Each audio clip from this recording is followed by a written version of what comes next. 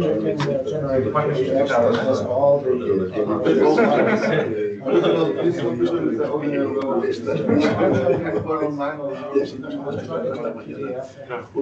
Even once the PDF is released, because we can just upload it then.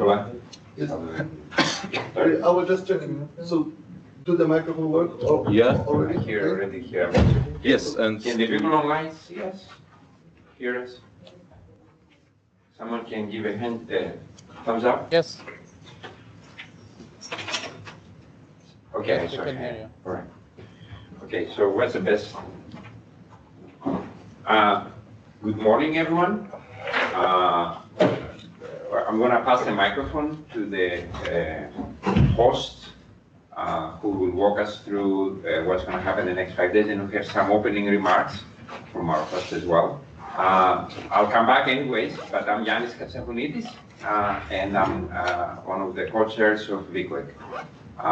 With that, Nikolai, would you like to come in and walk us through what's following?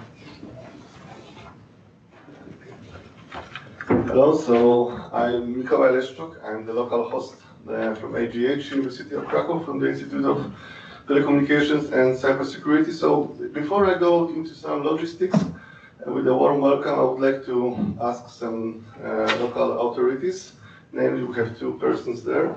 I don't know who would like to come first. We have the Vice Dean of the faculty, Robert Wójcik, and we have Jerzy Dążak, who is the director of our institute. And they will just take probably a couple of minutes to invite you here. So, the floor is yours. Yeah. Okay, thank you. So my name is, Mikołaj already said, is Robert Wójcik. I'm the Vice Dean for Science in the Faculty of Computer Science, Electronics and Communications that we are already in. So I would like to welcome you all to this meeting, Video Quality Experts Group. I have a badge, so I already feel like a video quality expert. So thank you for that. So first of all, I'd like to say a few words about the university that we are in. So we are in AGH University of Krakow. This is one of the biggest and most prestigious technical university in Poland. So depending on the rank, we usually reach top 1, top 2, top 3 technical universities in Poland. And we are in the group of 10 research universities, not only technical universities, but all universities in Poland. Studying here is very prestigious. And the university is it's more than 100 years old, and the Polish name from which the shortcut comes, AGH, is remained almost unchanged historically. So the Polish name translated to English would be the University of Mining and Metallurgy, because the university was founded more than 100 years ago as a University of Mining, then it changed to University of Mining and Metallurgy. And the Polish name, for historical reasons, remained until today, but the English name changed to be more recognized as what we are currently doing. So AGH University of Krakow, which the name is today, but the focus, the research and teaching focus shifted from original traditional studies to more modern ones. And in this faculty, especially, we deal with new technologies. So the university has 21,000 students, 18 faculties, more than 2,000 faculty members. And our faculty here, Computer Science, Electronics and Telecommunications, covers new technologies. We are here in the Institute of Telecommunications and Cybersecurity. This name changed this year, actually, because the name of the institute was Institute of Telecommunications. So we added the component of cybersecurity this year because this is the part of research that we are shifting towards right now. But obviously the traditional telecommunication-related field, such as multimedia group, is still strong, and that is why we are meeting here, because we have a strong multimedia group that can host you here and organize this meeting. So I wish you all fruitful discussions, presentations during these 5 years. I wish that the time is going to be well spent here. And finally, if you decided to come to Krakow, that's very, very good. So today the weather is so-so, can be some rain, but starting from tomorrow it's going to be a very good weather. And I encourage you to, if you have never been to Krakow before, I encourage you to go and to see the old town, because Krakow is the historical center of Poland. It was a capital of Poland for many centuries, and in the times where the Polish Empire was the greatest. So we have an old town, we have a beautiful royal castle, which was the home of Polish kings for centuries. And all of that is just a walking distance from here. It's like a 20-30-minute walk, and most of the historical places are close to each other. So if you go to one place, then you can go straight to another. There is a lot to see here in Krakow, and I encourage you to, obviously after this meeting here, to go and see. And I think that if this is your first ever visit to Krakow, then you will be delighted to see the old. So just not to take too much time, thank you for coming here, and again I wish you a pleasant stay here in Krakow. So enjoy your visit and this meeting. Thank you.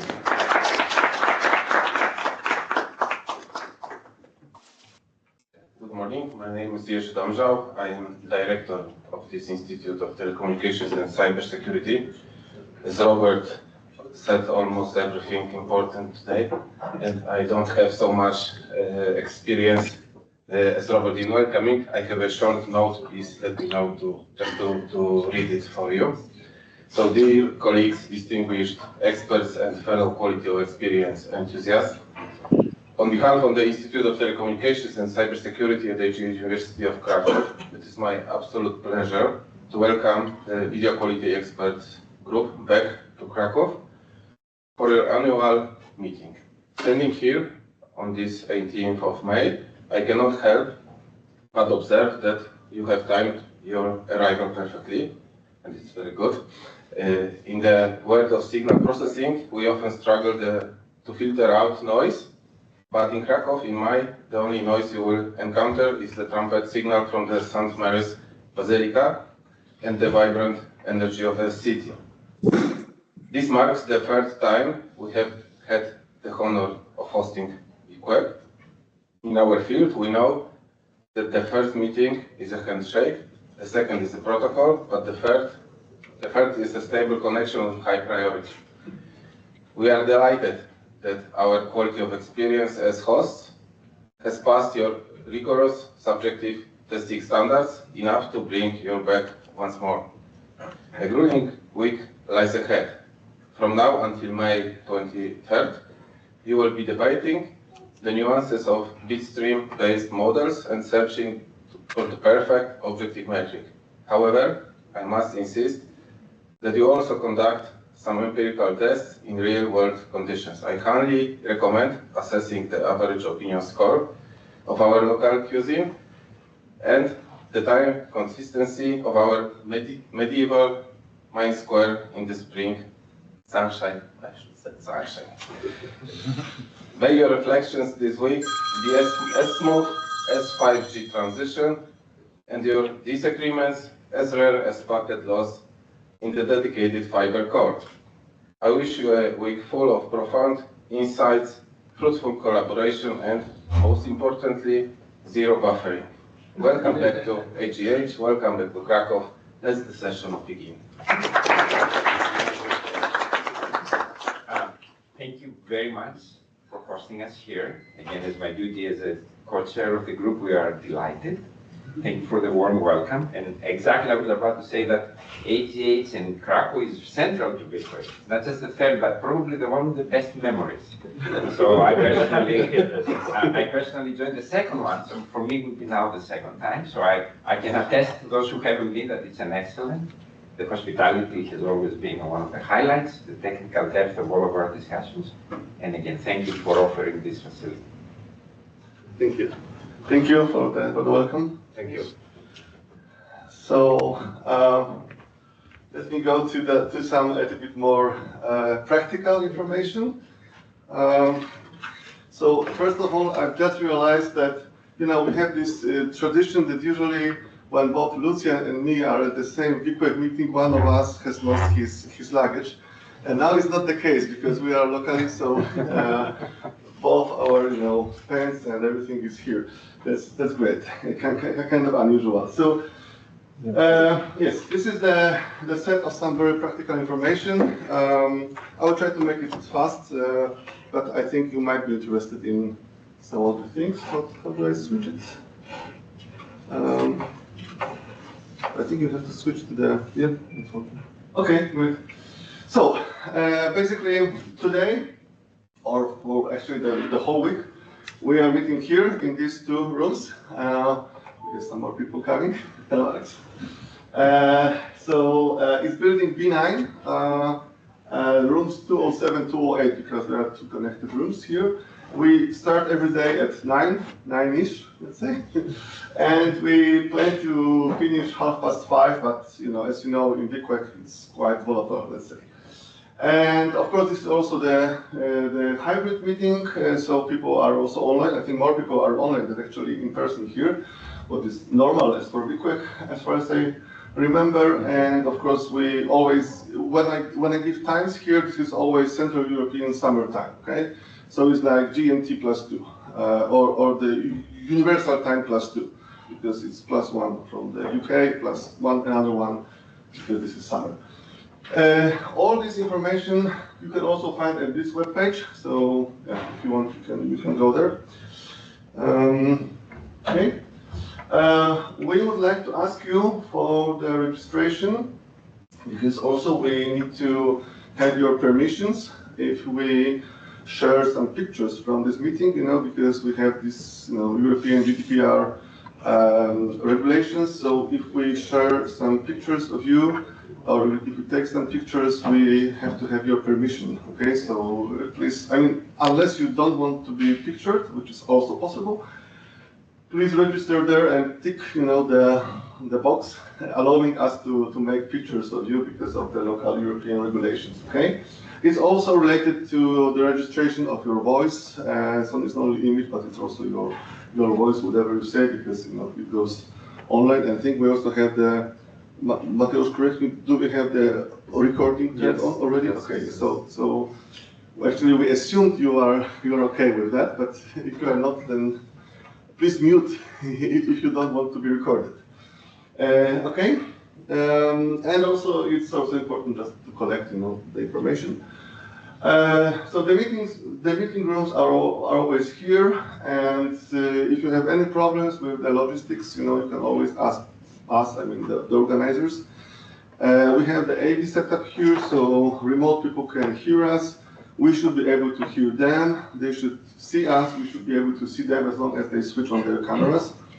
And we also have a special computer here for all the presentations. If you have if you really need to use your computer, this is possible.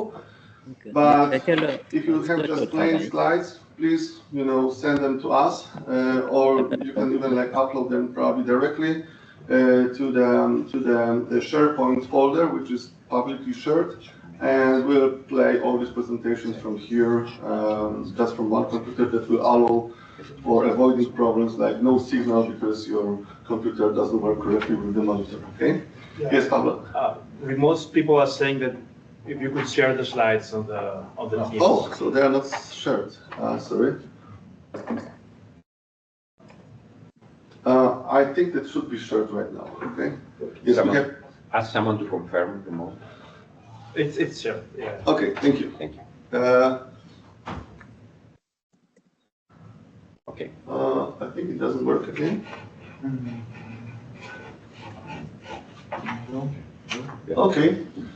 So, as I mentioned, we have the hybrid participation. Most of the things are quite straightforward, so maybe I will not go into detail. If you have some problems with the AV, Mateusz, who is the guy sitting here, is the best specialist of the AV setup here. You know the best. Okay, the best we have. Okay, it is what it is. Yes, but I believe he really made a great job. So yeah, please ask him. He knows much better, everything about the setup than me. And of course, the usual, let's say, hybrid room etiquette, stands that well, this is for the remote participants. If you don't speak, try to mute your microphone. Otherwise, we can hear some noise from your, I don't know, kitchen or something probably that you don't want to broadcast. Okay, we have the Wi-Fi here. First of all, for those of you who come from the, let's say, academic world, probably you can connect using eduroam. So eduroam is working already there, or here. For the others, or for those who doesn't have their eduroam accounts, you can use the AGH events, and you have the password on the back side here of your badge. So I think I will not need to ask Mateusz for the information, but in case it doesn't work, please ask him, okay? But it should work. I think some of the people already connected here, and I believe it should work. Coffee breaks are served outside. This is Dogan, actually, my PhD student, who also give us a favor and set up the coffee breaks. He will not be always with us, but we will ensure that everything is placed there outside. So you can anytime you can go outside and grab some coffee, grab some cookies. We don't expect extraordinary things there, but just some small snacks and things like that. So we have coffee, we have tea, we have some juices, fruits, cookies, and some salty snacks. And please also there are not so many people here, but this corridor is also used for like the daily communication here within this building between the rooms. So try to make it possible to go through. Okay, but I think with this amount of people, it shouldn't be a problem at all. Toilets, first, very important thing. If we speak about drinks, then we have to speak about toilets. Basically, we have toilets at this floor and also the first floor. Because we're on the second floor, below us we have the first floor, and then we have like a zero floor or the ground floor. So on this floor we have toilets, but they are not in the public area and they are quite small. So it's open. Okay, so normally they are like locked. They're only for the people working here. But Mateo just told me the door is open, so you can go there. But they are quite small, so there are like lots of people here. You may expect some queuing. So if you don't want to stay in the queue, you can go downstairs to the first floor or to the ground floor, which are much larger toilets, and they're also open to everyone. So you don't need any card or something to enter this area. And all toilets are located in the eastern part of the building. The east is there, okay? So it's always that direction, okay? There is a staircase, so just go this way. Okay, of course, in a couple of hours you will get some hungry, so since we don't have any sponsors here, the lunch is self-organized. There are many options within a short walk. They are listed, at the web page that we have sent to you. There will be also a link to this webpage, so you have like basically some Polish cuisine, some Italian one, some salad bars, some sushi, sandwiches, Vietnamese, burgers, pizza, many things, okay? And all of these things are within like 10 minutes walk at most. I believe we have like 1 hour, 45 minutes for the breaks, so I think it's possible to go there. And of course, probably it's better to split into some smaller subgroups. Because if you attack, one of these restaurants with 25 people, you will have to wait probably for the longer time. Otherwise, if you have like smaller groups, like maybe 5 people, it should be much easier, to wait for the order. Okay, and the prices are around between 15 to 40 Polish zloty, which is like around between 4 to 10 euros per lunch. So I think they're quite affordable. And you can probably everywhere you can pay with the cards. Okay, if you want to get around Krakow, of course first of all, as my colleagues already explained, the main market square is within the walking distance, like 15 to 20 minutes, and you are there. But if you want to go into some more remote places, you can use the public transportations. We have trams here, and we have buses.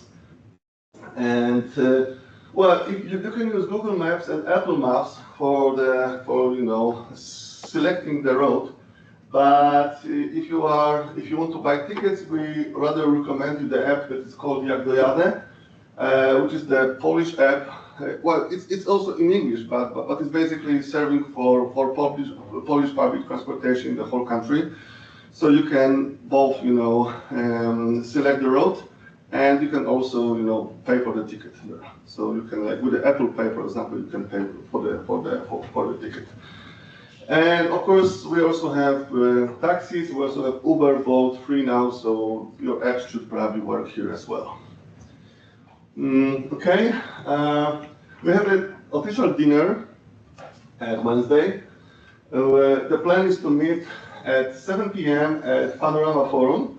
This is quite, let's say, interesting place because it's this building, which is located just by the bank of the Vistula River, more or less opposite side of some nice areas, also opposite side of the Wawel Royal Castle. The hotel is not working anymore. It was built some years ago, so it's now closed. But there is a nice restaurant on the top, okay? And it's working. And Kamil made a booking there. So we will have like a dinner package. Again, this is self-funded. I'm sorry about it. So we will collect 220 Polish zloty, which is around like 50 euros, maybe 55 US dollars, including a tip. And I would like you to transfer this money to Kamil.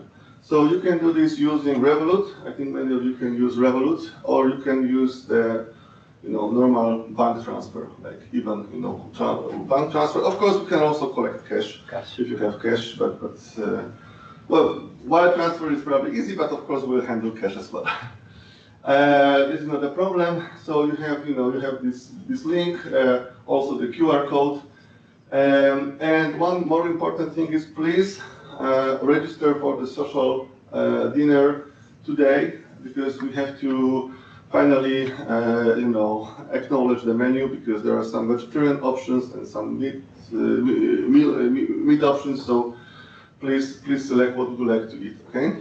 Yeah. So this left one QR code is much more important than payment. You can pay like tomorrow or day after tomorrow, but today, probably by noon, I would be delighted to have this dinner choice to pay you, because I will send it to the bank. So yeah, the left one QR code is. Yes, this is more urgent. So please go to the left QR code. If you are interested in the place itself, then the one in the middle is the link to the place, to Panorama Forum. And the one on the right hand side is for paying. Yes. I just tried the left one and it still shows me the same registration I did. I don't see the dinner choices. Is it on a different place? Okay. I don't know, so maybe I will ask Kamil to circulate during the break. I'll come and show you. It doesn't show me dinner choice. Does anybody? The one on the left hand side. Sorry, maybe it's the wrong link. It's the one we already did to register. It doesn't Okay, show so dinner it's choice. wrong link. So it's probably the wrong link. So okay. I think so for everybody who's registered, I will send an email in like 15 minutes. Okay. With the link to the. Sorry, too many links, too many QR codes. Okay, but this is the official dinner. But we also have a place where we quite commonly meet with some QA guys, and this is booked for today. And this place is very appreciated by people working in the QE, as you can see on some of the pictures on the right hand side.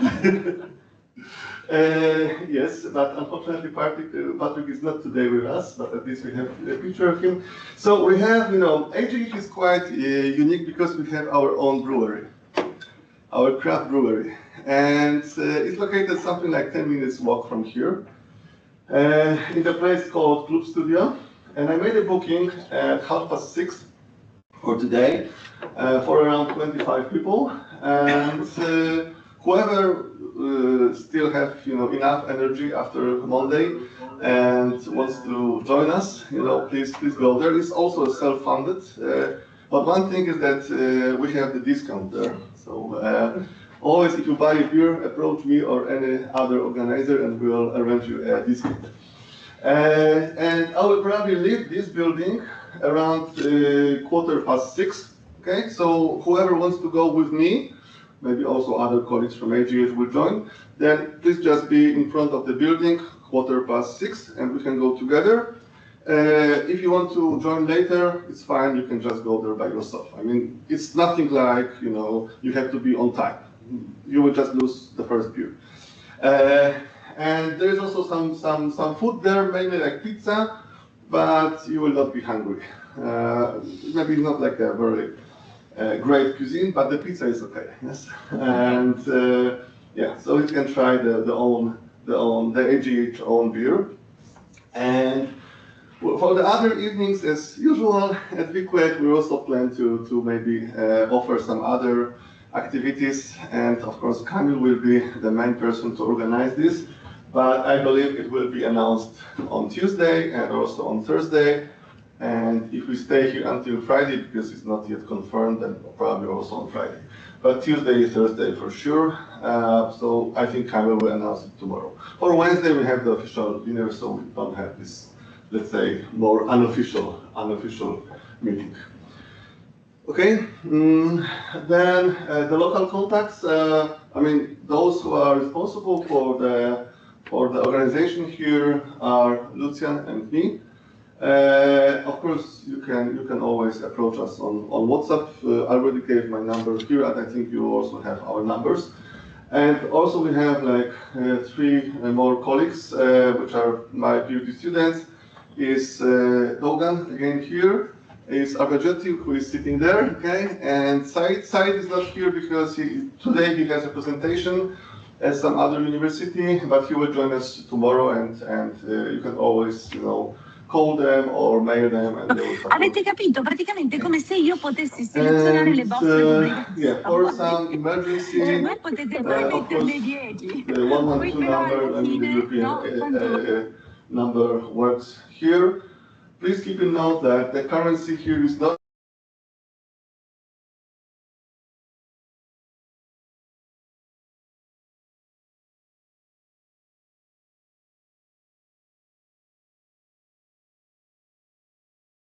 to have euros. The powers are, you know, the European CE 230 volts, as you can see on the tables. And of course, please contact us in case of any problems. And this is the document that also summarizes all this information, so you can go there and you will always have the same information. And yes, that's basically everything. If you have any questions, please ask me. Thank you. Yes, so they're on the table. Yeah, yes. no, we need to introduce, right? Okay, so maybe I'll pass it to you, and Yeah, let me then. you can start. Okay, so as the tradition goes, before we kick off with the agenda, we're going to go through a quick, self-introduction. My name is Yannis Katsavounidis. I'm one of the co-chairs, general co-chairs of VQEG. I work for Meta, part of the Media Foundation group. Hi, I'm Lucian Nuski. I'm working at AGH here, and I'm a co-chair of the SAM group. Hello, my name is Sajid Mazorba. I'm from the University of Konstanz in Germany, and I have been engaged in the SAM part of VQEG for a couple of years. Okay. Hello, as you know me already, I am Mikołaj Leszczuk from here, AGH University of Krakow, and I am the head of the QoE research group, and also at VQEG, I am the head of the Cracovia and MECH projects. Thank you. Good morning, I am Narciso Garcia from Universidad Politécnica de Madrid, and I am engaged mainly in the 5G KPI and ADG group.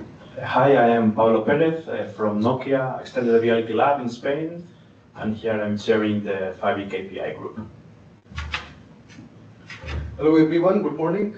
I am Oprajyoti Gupta, and my research topic is, I am a PhD student, and my research topic is crowdsourcing subjective video quality assessment. Yeah, that's all. Hello, Doğukan Öztürk from Turkey. I'm a PhD student, and I'm working for underwater images enhancement. and generally using machine learning deep learning algorithms to enhance images. And I have two master's degrees. One is electrical electronic engineering, and the other is computer science data analysis. Yeah, that's all. Thank you. Hello, I'm Enrico Masera from the Politecnico di Torino in Italy, and here I'm the co-chair of the JEG group. Thank you. Hello everyone, I'm Srijit Roy. I'm from RWTH University in Germany, and I'm a fresh researcher at ETH and Alex, and I'm researching subjective quality analysis of videos. Oh yeah, I'm the aforementioned Alex Rake, and I'm now at RWTH Aachen, previously TU Ilmenau. I'm following or participating in VQEG for a very long time already, and I'm currently one of the two chairs of the inter-sector rapporteurs group, IRG AVQA, which connects VQEG with ITU, and in my case it's study 12 that I'm connecting with. Thank you. Hi, I'm Maria Mutaz. I'm one of the chairs of quality assessment for health application working group, and I'm working on subjective and objective quality assessment, and it's my pleasure to be here today with Ewan, a new PhD student. Yes. I'm Ewan Denizet. I'm a first year PhD student, so with Marianne, and I'm currently working on HVS applied to watermarking projects. Hi, how it was said, I am Mateusz Olszewski. I am working here at AGH and studying, doing my bachelor under Kamil supervision. Hi, my name is Kamil Koniuk. I'm both archaeologist and for like 3 months now a PhD in telecommunication. My main interest is in the 5G KPI and in the IMG, but I am interested in most of the studies as we all measuring people, so I think that's it. And for those of you who managed to have the registration for the Wednesday evening, you should have like personal email right now with the dishes to choose. Hello, I'm Norbert Bartfeld. I'm the PhD student on AGI, and I work on user collaboration in VR. Yeah, I'm basically something like this.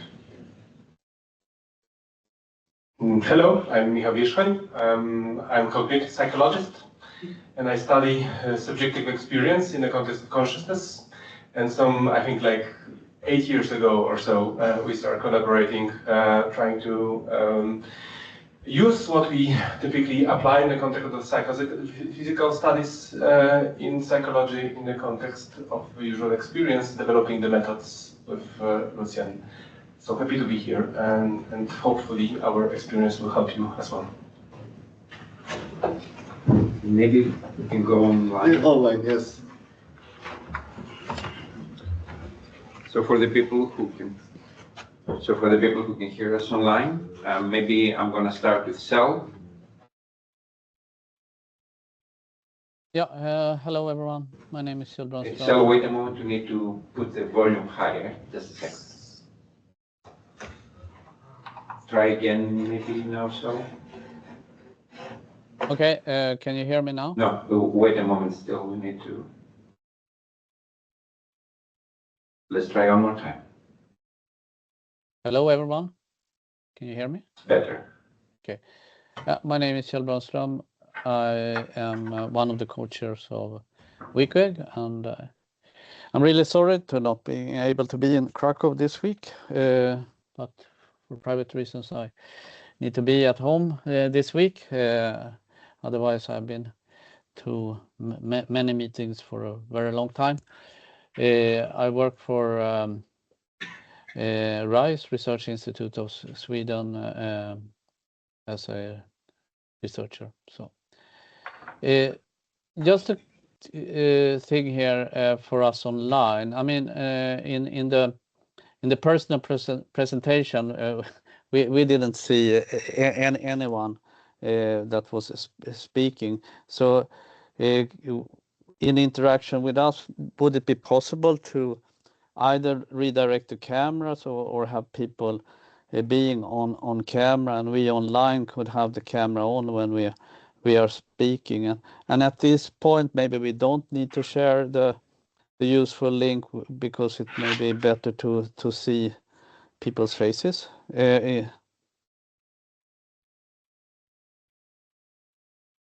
Is this better now, Shel?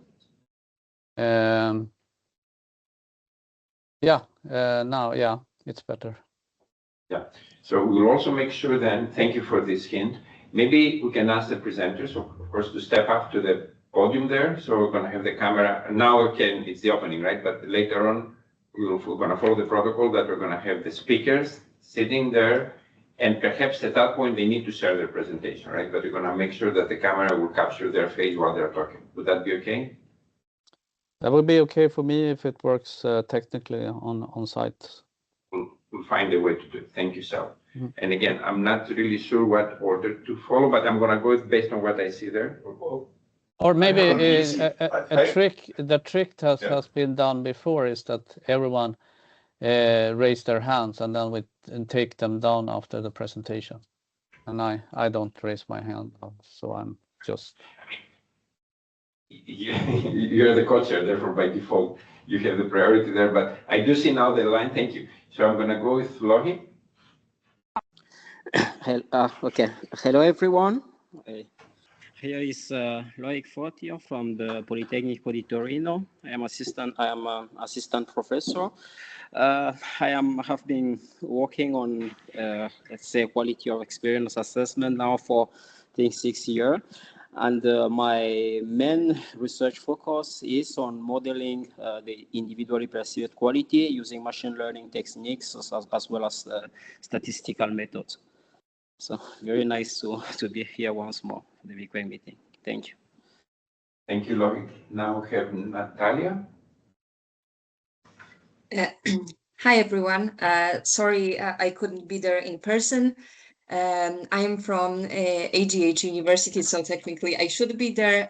Luciano was my supervisor throughout bachelor thesis till PhD. I am also working as a statistician, which is why I couldn't join today in person. And I'm also a psychologist, so the mix of many things. As I said, I couldn't be there for the presentations, but in the evenings I will be able to join you for the most important part of the meeting. So for the beer-related part, you can also recognize my face from the presentation slide that Miko showed earlier with Patrick. So hopefully we'll also have some fun later. Thanks. Thank you, Natalia. And now we have Efrosini. Good morning, everyone. Thank you for organizing the VQEG meeting in Krakow. I was able to join you in person. Well, I'm Efrosini. Can you please move closer to the microphone because you're a little bit muted. Maybe come a little bit closer. Is it better now? We'll try. So maybe we can increase the volumes just for. Yeah, let's try again, Frosten. A bit louder. So my name is Efrosini Duzzi. I'm an associate researcher at the Foundation for Research and Technology, ELAS, that is located in Crete, in Greece, and I'm a member of the signal processing lab. I'm working on image and video processing, compression, basically, and assessment using neural-inspired models. And I'm going to give a presentation this afternoon. Well, thank you. Thank you, Frost. And now we have Bartolomei. Yeah, hello, everyone. I'm Bartek Gibas, and I'm PhD student at AGH University of Krakow. My supervisor is Professor Lucian Janowski. My PhD research is related to modeling and optimizing statistical tests for discrete data from subjective experiments. Thank you very much. Thank you. Now we have Michael.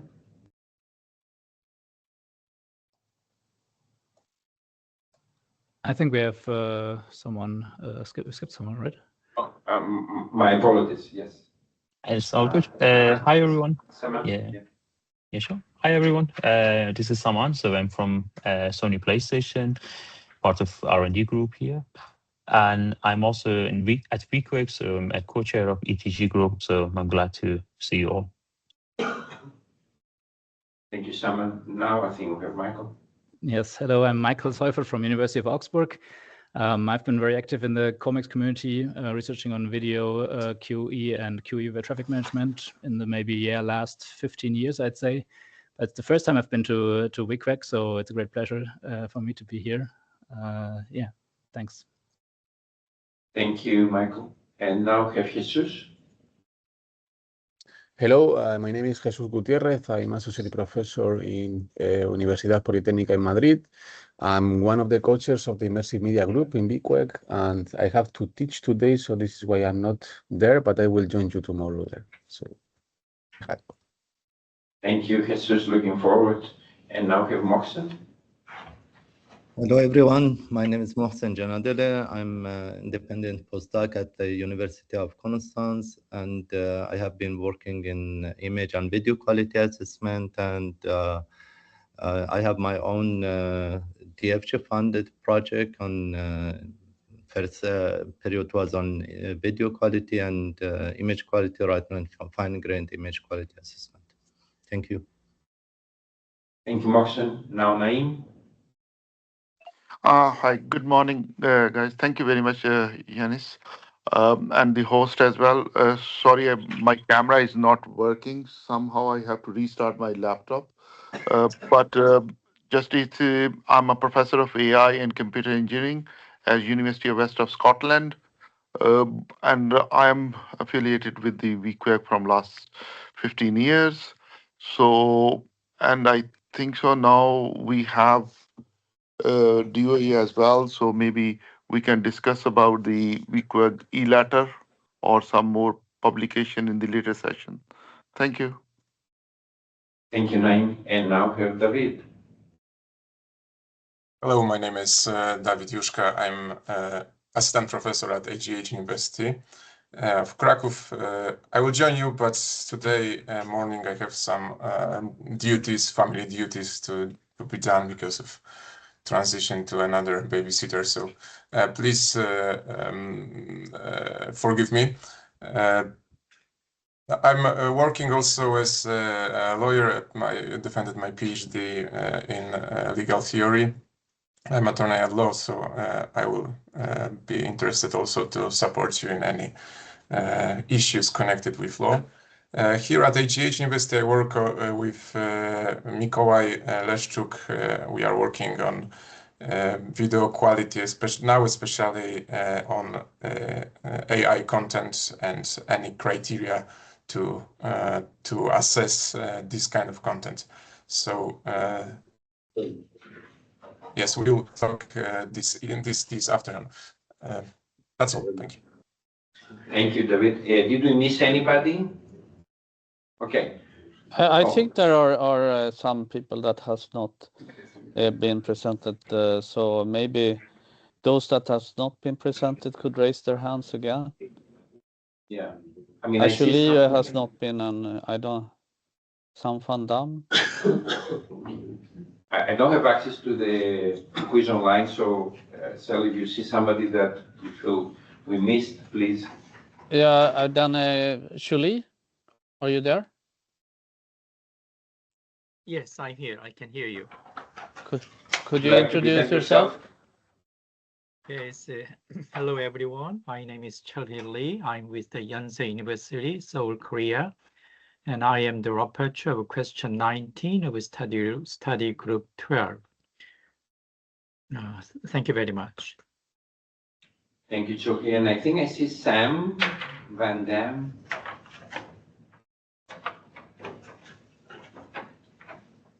Can you hear us? Would you like to present yourself? It's waiting for Okay. With that, I think now it's time to go to the next, or actually the first part of our agenda for today, which is discussing about the VQEG projects, and it's always been a good introduction, primarily for those who are new, to understand. Here at VQEG, we are a volunteer-based organization, and we are structured around projects, and therefore, would you like to bring up the main website so we can go one by one? I don't have the... Yeah. So, I would like the co-chairs to present the high-level overview of their projects. Keep it short, a couple of minutes. Would you like to start, since I have Pablo? He's on the hook to present maybe 5G KPI. And you don't need to use slides, by the way. I Right? have a couple. Or if you do, then it's... I have a so I need to move there, I believe. Yeah, I think it's best now just to practice so that you stand there, Okay, so you can see how the camera works and everything. I have a couple of slides. So Mateusz, I think you have to turn the camera now. Yeah, so from now, let's try the presenter to be sitting somewhere there. Like here? Yeah, Eh, yeah. wherever Behind it's the more table, I convenient. think is better. Okay. But you're too tall and you're blocking the... So, The problem of the first one. There should be some 5G KPI slides here. Yeah, just 2 slides. So as I said before, I'm Pablo, co-chair with 5G KPI group together with Shell and François Blanc from Meta. Will probably join later because it's very early in the morning for him right now. And we have a very nice, so I don't see them, which is tricky.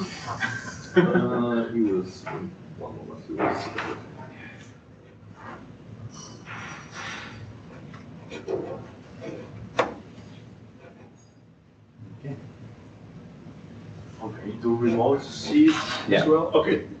Do remote participants see our...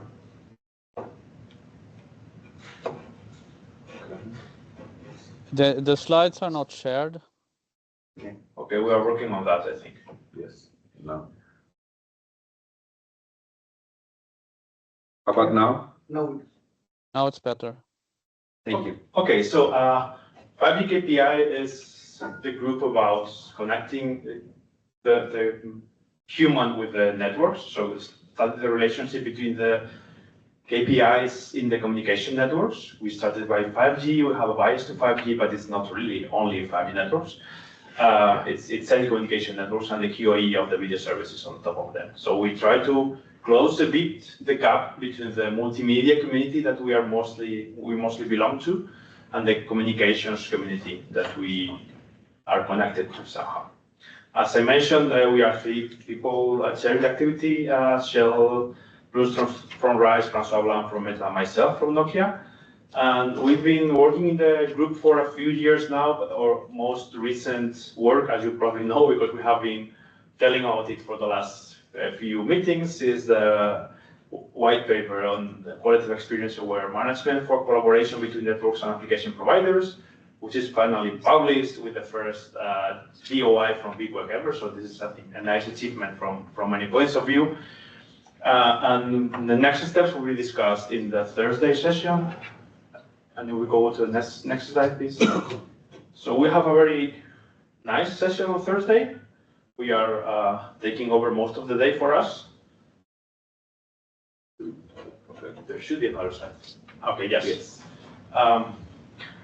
With a number of presentations, so we have in 3 slots. So we'll have first a couple of presentations from Camille and from Eric from AT&T about 2 related topics to the work that we are doing.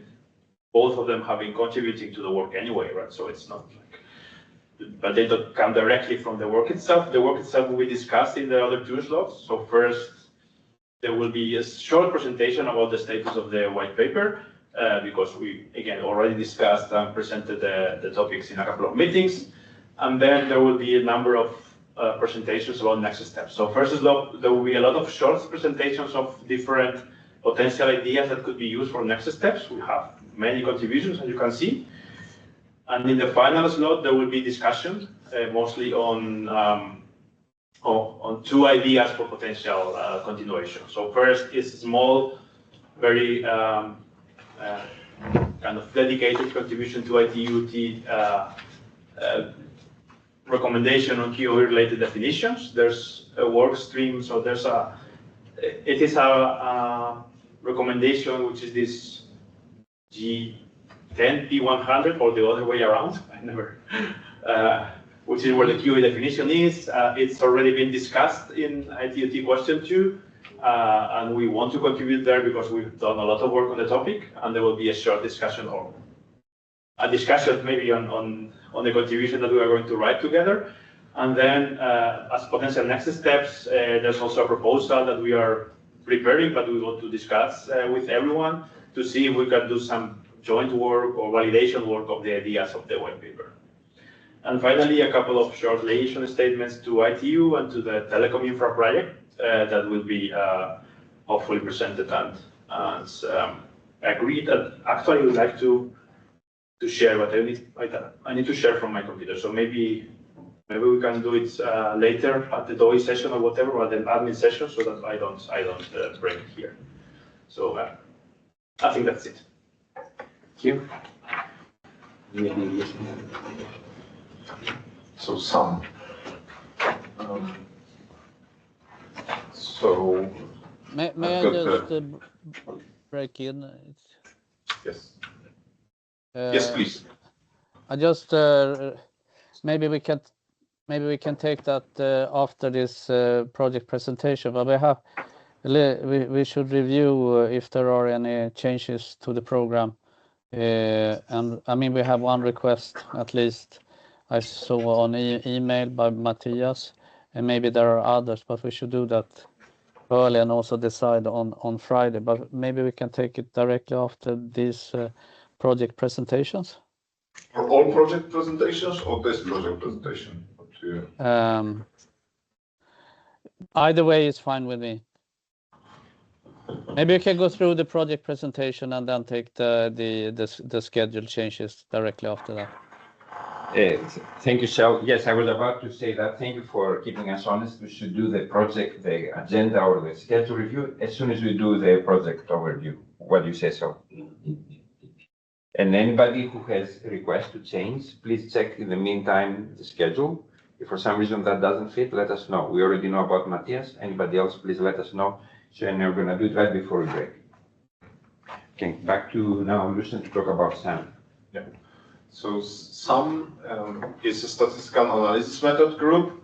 We've got lots of activities previously, but between the two last meetings, the activities was not so much. So like here we've got the text somewhere on the slide, sooner or later, yeah, that we week monthly, so it's not so much monthly right now. And the reason is simple. We get to the modeling of ACR scale, which we are happy with to some extent.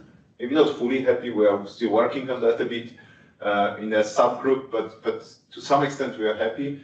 Right now we discuss within SAM that a good idea would be to focus on pair comparison and analyzing pair comparison stuff. But we need forces for that. There is a hope. There is a PhD, possible PhD candidate interested in the pair comparison modeling. Let's see. I guess if the person joins us sooner or later, then probably again we will be on the track of doing more progress than for now. On the other hand, we are also very much looking at the artificial intelligence quality for that, because there we see that let's say the modeling that we already have doesn't necessarily work because of the different differences that we have. All right, so this is some. Can we go to the next slide? And at this meeting we have 2 slots on Wednesday, starting from 2. And there is a presentation that's supposed to be in SAM, but I kind of missed shovel it. And it's on Tuesday at 4, given by Professor Wierzchoń. And this is very strongly related to SAM. But if you prefer it to be under SAM, let's discuss about rescheduling it. It's really up to you. Yeah, it's more up to Michał if you've got time on Wednesday or he prefers how it's done today. So yes, we can discuss it later. Thank you very much. And yeah, and the second thing, I heard that people are kicked off from the event Wi-Fi network, we will bring our own router and set up a network soon. In summary, thank you. Sorry, Lucian, may I interrupt? There is other presentation also for Sam listed there, still is not scheduled. Okay, so Mohsen, please text or put down, now that we're gonna finalize the schedule, whatever is missing, right? So please put it in the discussion and we're gonna do it maybe during the break. So by the time we come back, we're gonna have the new schedule to share with everyone. Okay, let's go. I have the list here. It's in the, so we already heard the general lectures and 5G KPI. We have either Nabajit or Saman. I heard Saman earlier. Saman, would you like to talk about Yeah, ETG? absolutely. Yeah, sure. I just try to give you a very short overview of ETG. So, I mean, Nabajin and I, so basically sharing this group. So the idea behind ETG is basically to focus on the areas that we can explore, which might not directly be relevant to quality assessment, so QE side or VQA side, but it is interesting and impacting our field. So ML compression, any novel techniques come to quality assessment that might not fit in another group, or any enhancement types of work, like, you know, with AI generated content, we have lots of new things coming in, but those are mostly covered nowadays in SOGA. So, but if something doesn't fit there, so we might bring it also in the ETG. So also greening of streaming. So we had a couple of presentations in this area. So, and of course, you're welcome to discuss if you would like to, you know, bring some new areas, and if you would like to also invite some researchers to give us a talk outside the typical VQEG, basically presentation time, or, you know, weeks of, you know, VQEG that we have. Typically, we get together. We can also do it through this ETG panel.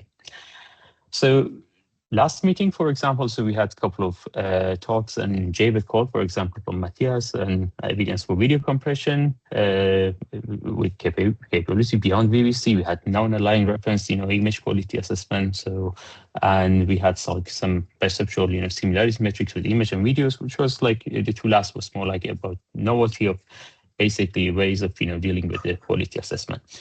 We also had some invited talks and panels. So for basically people to present for an hour, for example, on compression neural fields, or like, you know, sustainable video streaming. We also, I think 3 years back, we also had a special session on AI, which was basically, we had a small also panel discussion with lots of people. So that's typically what we are working on that in ETG. The AI is mostly now moved to SOGA. So which is very great. So, but there are other areas coming in, so which might be interesting, and we might look into it within ETG. So we will have 2 presentations so far scheduled. So one on Monday. So a spike-based perceptual visual quality assessment metrics, combining temporal and population distance, which will be today at 2 o'clock. And there will be another one on Wednesday, not sure exactly what time. So it is originally planned for Monday, I think for today, but we are moving that to Wednesday, as far as I understood. So yeah, look forward to see you in both presentations. If you have any question, if you want to also reach out to us, you can find my email and Nabaj's email here. So, and feel free to approach us anytime.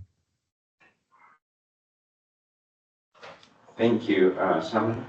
Maria, I don't see Maria Martini online to talk to us about human factors. Let's move on to IMG. Jesus, would you like to walk us through IMG? Yes, sure. I put some slides in the drive. I don't know if it is better if I share them or you share them there. Whatever is easier for you, Jesus. Maybe okay, since I can share the screen. Directly. Yeah.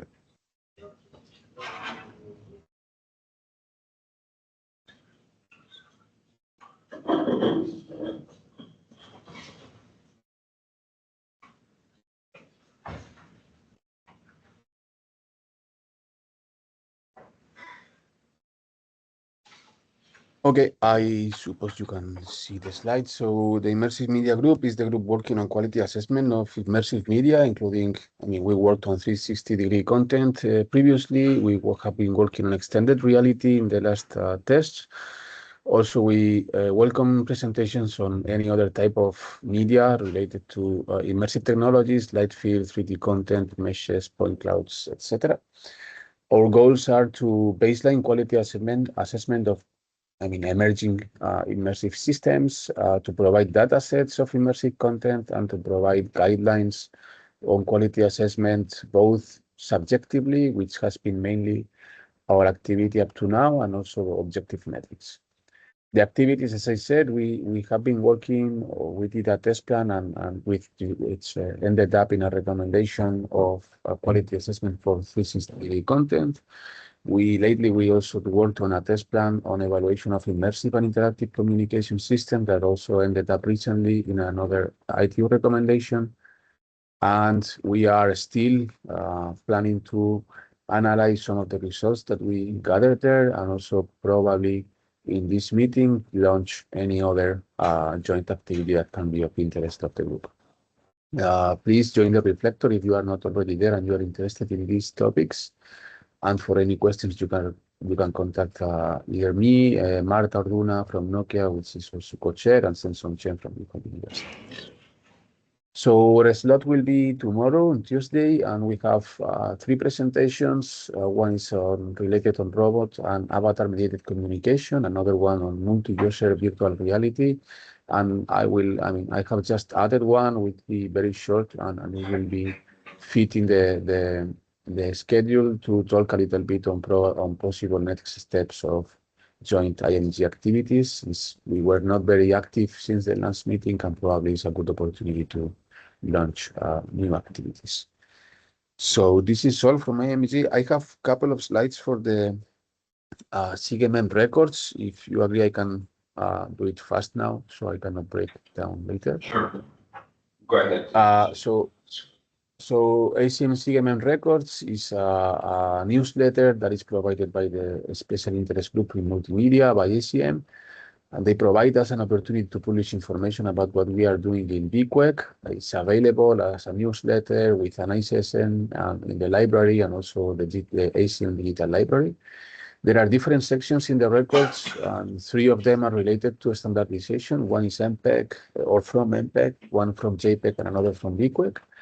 So we try to publish 4 issues at least, or at least 2 issues per year, at least reporting on the plenary meetings, and if there are any other topics that we can report on, it's also interesting to attend there. Any ideas and contributions are welcome, so please email me or Shell. And we have been doing this from 2020, and the last columns were in October 2025. This is a contribution by Alex, Rakesh, David, and Jorgen on the finalization of the recommendation series P1204. And there is a publication on the report of the last plenary meeting in December that is in queue, and it will be published quite soon. And the next one will be probably in July, reporting on this VQEG meeting. And that's all. Volunteers to contribute are more than welcome, for sure. Thank you. Thank you, Jesus. So moving down the list. So again, according to the list of our project chairs, now it's the IG VQM, and I can talk about it, even though the implementer's guide for video quality metrics is an activity that has been, for I guess now 2 years, integrated within JEC Hybrid, but the concept has been always to provide best practices, for example, list of exhaustive metrics that one should be using for a certain application, reference implementations of these, and I guess I broke my own rule, should be standing. But again, I would like to let maybe Enrico to talk about any progress that has happened in between. But I'm happy to say that I saw recently some activity that didn't happen within VQEG, the TDA35 metadata work that could be a venue that we can move forward with IG VQEG. Okay? And with that, since I mentioned that, why don't we go to JEC Hybrid? Yes.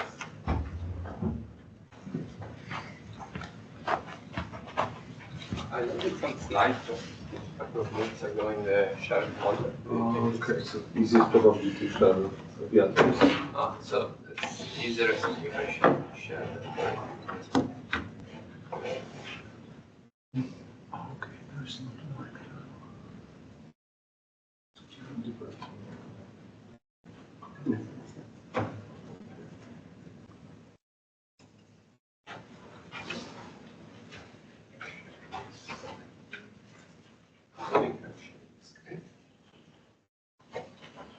Oh, okay. Yes, just a bit.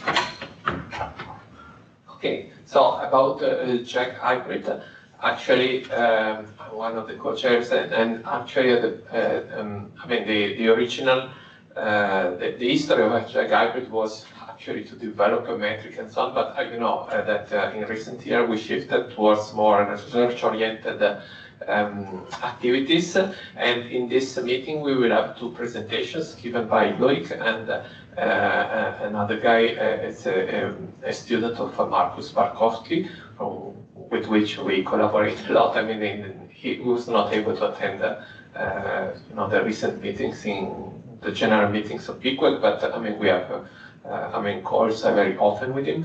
And so the two presentations are one about the subjective study of the agreement of and the sensitivity of DNN-based IQA measures. So this is a collaboration with many people within JEC hybrid. And basically we have a subjective assessment experiment that has been run on high resolution images to make comparisons, and we are going to present some results about, I mean, preliminary results that we have. And the other one is the one I was talking about before, modeling individual quality assessment using eye tracking data. Here we just have preliminary results because the experiment has just finished, I would say a few days ago, by the students of Marcus, and we will present, however, some I mean, initial results that we got. And another activity is the VQM, which unfortunately was already mentioned by Yanis, and unfortunately we did not have so many progress about this at the moment. I mean, I'm seeking some students, some people trying, I mean, for working on this, but I don't have any advance to report at the moment. And there is also another work, mostly by different guy. Let's try. Great. I think the batteries died. And I mean, another activity that is software trying to implement many methods for subjective quality recovery from subjective scores. It was presented last year at the MECA meeting, and actually thanks to the suggestion from all the people in the audience, he's trying to add some features.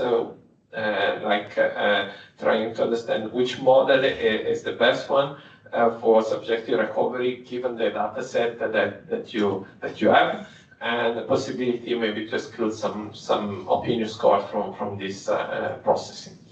So I think that's all for JEC hybrid. Actually, we have bi-weekly meetings. I invite you to join, and I mean, next meeting is just the Monday after this plenary meeting. And again, you're welcome to join if you can. Thank you. You can record. So next on the list is no reference metrics. I'm the vice chair, but Margaret Pinson, who, you know, because of time zone, she did not join, but she's what I always like to say, the emeritus co-chair of VQEG, and a great contributor for many years. She's the chair, and also have Werner and Cosmin. So basically, Norm is trying to work on no reference metrics for various applications. As of late, the majority of the work has been around the J.NORF activity within ITU, and we are going to have a dedicated session on that one with the morning. So he will give us some update. I wish Margaret was online because she's monitoring most of that activity. But for more information, please go on the website. You're going to see how to subscribe to the group and join our calls.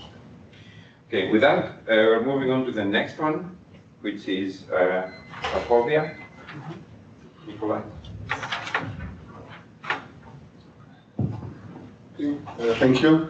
I don't have any particular slide, but maybe you can switch on the web page of Cracovia. So basically, Cracovia is the kind of special way of evaluating the quality, because we're not interested in the human perception, but the machine perception of the quality. So basically, Cracovia is the quality for the computer vision applications. And so basically, the name stands Quality Assessment for Computer Vision Applications. And so in this project, which is co-chaired together with Patrick Lecarret and Lu Zhang, we try to evaluate the quality from the machine's perspective. At this week, we have quite a lot of presentations. If I count correctly, it's like as many as 5. So tomorrow, almost whole morning until lunch is packed with Cracovia. We'll also have some presentations coming from, let's say, outside VQEG, because we have people from IEEE P2020 that contacted us recently, and they want to make a presentation about some possible collaboration between IEEE P2020 and Cracovia at VQEG. So yeah, I'm not listing the presentations today, but we'll list them tomorrow. So if you're interested in computer vision applications, be here or be online tomorrow in the morning. Until lunch, we'll have, as I mentioned, around 5 presentations. And maybe I can go to MEC, because if I'm here already, because I'm the only, I think I'm the only available, at least physically, chair of MEC, because MEC is co-chaired by Maria Martini and me myself. MEC is basically, let's say, not a project with some clear, let's say, objective for standardization, but it's more like a bucket for discussion and ideas about the intersection between multimedia experience and human factors. So basically, MEC is multimedia experience and human factors. It was built on the top of the project that is actually chaired by Maria, that was not presented here, but the other human factors project was clearly dedicated to some particular task, and here we're more like a discussion group, let's say, presenting everything that is on the intersection of these two things. And we initially planned like 3 presentations for MEC. I understand that one will be moved to SAM, probably, but then we are going to have yet another presentation that was not scheduled. So again, we'll probably have 3 presentations, and everything will happen also tomorrow in the afternoon at the last session. Okay, and I think it's everything. So thank you. Thank you, Nikolai. So then we have a quality assessment for health applications. Mayo?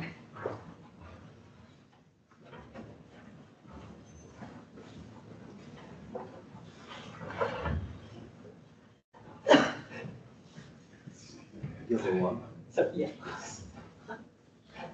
Can you move, please, here, because otherwise you are not visible. Yeah, camera. It's okay. Now you are. So hi, again, I'm one of the chairs of quality assessment for health application working group with Lu Zhang. She couldn't be present today. So we are trying to propose some advancing for visual quality assessment for medical imaging and healthcare applications. So due to the scarcity of medical data, it's a bit tricky, but we try to do some proposition. This last maybe year, we didn't have a lot of meeting but maybe from now we will propose some monthly meeting in order to work together. I think that there is some people here are working on topic related to health, so we will be happy to discuss with you. You can go to the next slide. So here I put some the mission of QEG. So we try to focus on methodology and protocols and some recommendation for the perceptual quality, diagnostic quality of medical image, because it's a particular content.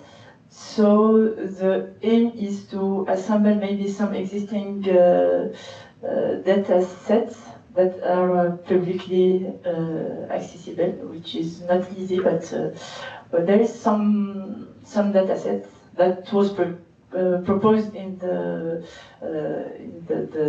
VQEG meeting during our meetings.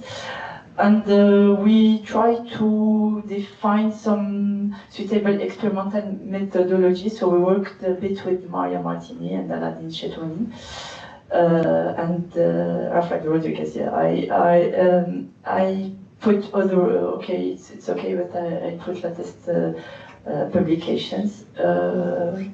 It's okay, it was not uploaded correctly. We have only one slot. It will be tomorrow morning, and I will be happy to discuss about some future about QAH for interested people. Feel free to join us or propose some ideas on the webpage of QAH. There is a Google Sheet when you can put names and topic of interest. That's it for me. Thank you, Miriam. So the next one on the list is Sogai. I don't see any of the three chairs unless somebody joins. So Sogai is subjective and objective assessment of Gen AI content, and it is chaired by Abhijay from Sony, and then Zenjon 2 from Texas A&M, and Lucas Krasula are co-chairs.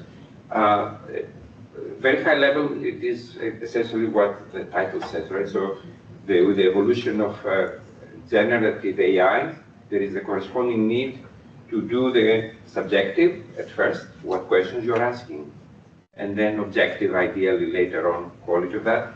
And I would like to, part of the discussion we're going to do in this group, I hope within the future of VQEG, I would like to understand whether we should change the scope, enlarge it, because I think now, at the same time that we have subjective and objective assessment of Gen AI content, we have Gen AI or AI assessment of content. So I think there is a dual scope. Okay, and with that, let's move on to the tools and the subjective labs. I don't see either Glenn or Werner online. And therefore we have Femi, who also joined us, who is chairing the video archive support. Would you like to maybe just introduce yourself, Femi, since you missed the opening, and talk about the work, the valuable work you're doing for Could you please come here, because then the people online can see you. So you can be seen. So I'm like a student walking, in front of the class. Yeah. You have to move a little closer. Sorry, you're still not. No, not there. No. Here you. That's fine. Good. So Femi Adeyemiye here from the University of Surrey, and usually at VQEG meetings I collate the videos, the recordings to upload on YouTube. So yeah, please, I hope you're recording. Yes. Yeah, good. So basically, that's the work I do. Thank you. Thank you. And last but not least, we have the VQEG e-letter. We heard Naim. Naim, would you like to just remind us the activities of the e-letter, even though we're going to have more discussion later on during the DOI? Yes, thank you very much, Yanis. So VQEG e-letter is one of the form of a dissemination of our work in the form of the e-letter. We started, and then the the call was open for everyone whenever any group can propose that one. However, now we have a DOI, so I think so we will discuss more on this one because now it will be recognized our submission publicly, and also you can use for referencing as well. So I think so it is better to be discuss everything in the next session. Yanis, from my side. Thank you, Naeem. So again, we are just about, I think now is our break time, but I would like to use everybody's presence to go through the presentations that, so let's bring up the schedule. Could you please go to the website? We know 119, and we're gonna move it to Wednesday. There has been a discussion. And Moxon, I think, mentioned there is a presentation missing. Anybody else who either see their presentation in the wrong spot, they don't see it at all, or would like to make changes, please let us know now. And we're going to do an interactive, hopefully a couple of minutes editing. So what would be a good time to put on 119? Sel, you're online. Could you please remind us where we agreed to put 119? I think directly after the break on Wednesday morning at 10:45. Okay. Would you like to edit, or should I go ahead? Make it louder.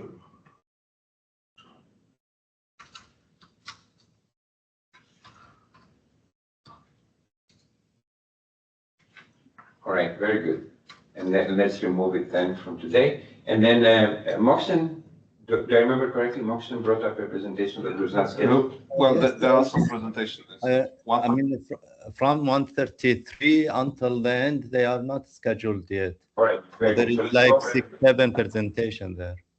I see. I think 2 of them for Sam. Thank you. Thank you, Moxon. These were the last minute additions, and they're always welcome. So let's go and see. We have 133. 133 and 134 go to the Thursday afternoon first session, which seems crowded, but they're very short ones. Okay, so let's put it then after 128, I guess, yes, on Thursday for 5G KPI. And the numbers are 133 and 134. I see that already someone is editing. Was it for Sam? No, we're talking about 5G KPI Thursday, and we have right now 114, 126, 127, and 128. Let's add 133 and 134 to that block. Okay, yeah, I add it. I will add it. Okay. Someone is editing it, so it's just a matter of releasing the edit. Yeah, we will see. And what else we have? 135. 135. It's evaluating a full reference video quality assessment in the presence of imperfect reference source. I don't know exactly where it should go. We don't have ADHD.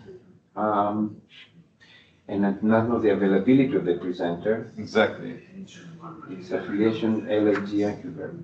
Oh, I think that maybe on Wednesday morning, because I think it's related to the J.NoRef activity, is my understanding. And I'm not sure if the presenter. I think Julie has raised his hand. Yes, Julie. Thank you. Yes, that contribution is part of the J.No reference project. So actually, it's not the part of it. As we did some analysis, we found that current full reference model may have problems when the reference is not perfect. So that input document will be considered together with the Wednesday morning sessions. Thank you. Should we put it then exactly at the end of the Wednesday morning session or part of the informal discussion of IT activity? Yes, it's a part of the sessions. Okay, so maybe then, so let's put it as the last block. I see there that block of, yes, exactly. No, I think it should be included. So. Okay, sorry, yes, there is delays. That is a part of the discussion because then may be a potentially joint project between the VQEG and ITU. So that document belongs to the session. Understood. So let's extend then the yellow block to include the last sub-block of the first morning session and explicitly state 135 as being part of that discussion. Thank you. Okay. And I then will we'll do have... that. Yes, Sal? Yeah, I will. I extend the session. What was the number? 135. 135. Okay. Then we have 136, part of Sogai. So let's put it for now in this, because we have Sogai today. So let's add 106, 107, 108, and then add 136 and 137. And if time is not enough, we'll spill over and move it to Wednesday if necessary after EDT. So again, you can start But shouldn't we start Sugai earlier then? Yeah, let's do that. Let's go then to the previous session where we have ETG 117 for now. And let's add, what were the two numbers again? 136 and 137. Yes. Yanis, we have to ensure that Abhijay is available because he's the chair. If he's going to chair it. You're talking about it, about Sogai, right? So we'll see if otherwise one of us will chair. Okay. As long as the presenter is available. Yeah. Okay.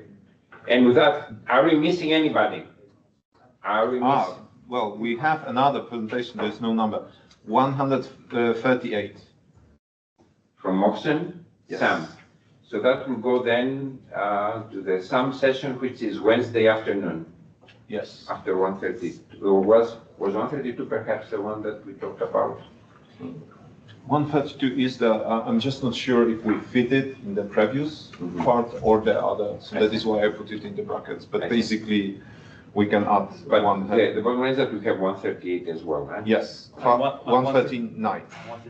Apologies. So, Sal, we have 139 to be added to the... Sorry, Well, 138 and 139. Okay, 138 and 139. Okay, then I think we're going to take the entire after the picture session, right? Yes. Yeah, so let's put it then in the fourth session of Wednesday after 132 if 132 takes place. 138 and 139 goes to Wednesday afternoon, second afternoon session. So. If you want to move me as well to Wednesday, I'm fine, but after 4 p.m. What's your I think it's 113 as far as I remember. 113? Yes. Then we'll make sure you're the last. Would that be okay? Yeah. Yeah. So let's reshuffle the MEHF session to reflect that 113 will go last, so on Tuesday afternoon. Okay. No, you want me to move to Wednesday? Sorry, you want it to Wednesday? No, that like Lucian asked No. me to move. No. It's just there is reason to put it on the SAM session, but actually it can leave with this session as well. If you prefer, we can. Yeah, but Wednesday is fine as well. That's totally fine. But then after 4 p.m., so you can just basically move me to Wednesday. So therefore, let's make it official. 113 goes to Wednesday last presentation, and we remove it from Tuesday. Okay. And with that, anybody else before we break? I have 140, which is IMG. Okay. 140. Let's go to IMG then on Tuesday afternoon and add 140. Just a minor one for the Wednesday morning. Maybe you can just delete the. I cannot do anything in the documents. Delete the space there because the 135 we can only see it. Okay. Yeah, we're going to do it right now. Thank you, Alex. Anything else? And sorry for taking up 10 valuable coffee break minutes. We break and we Camille. Okay. I see Dietmar. Also on the first STEM session on Wednesday has 115, 116. Those are my talks, and together they are 90 minutes. Already? Yes, okay, so 132 that was why 132 was in brackets. I see. So maybe we can put the brackets back on 132. Or add it directly. Or just add it to the second half. Or add it to the second half, yeah. You deserve more than 90. Well, that's your words. Thank you. Once again, I would like you. I would like you to ask you to fill the questionnaire about what you will be thinking at Wednesday. I put the email to everybody. I would like to thank to first 14 people who actually respond, so thank you for that. And we have about 9 people to go. So please use your break also to answer for this email. I will be very grateful.